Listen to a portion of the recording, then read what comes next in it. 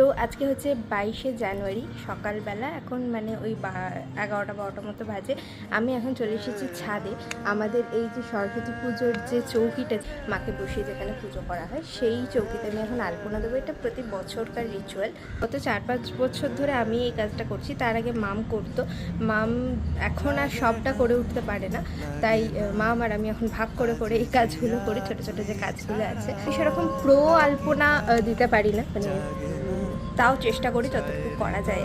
তোর সারা লাগে না আজ জিয়া তুই ছাড়া রাখি তাও জাগে না। তো এই হচ্ছে আমার ফুল অ্যান্ড ফাইনাল ঠাকুরের চৌকির আলপনা। একদম খুবই সিম্পল করে দিয়েছি, অ্যান্ড পাশে দুটো হাঁসও এঁকেছি কারণ সরস্বতী পুজো। তোমরা অবশ্যই কমেন্ট করে জানিও যে এটা কেমন হয়েছে।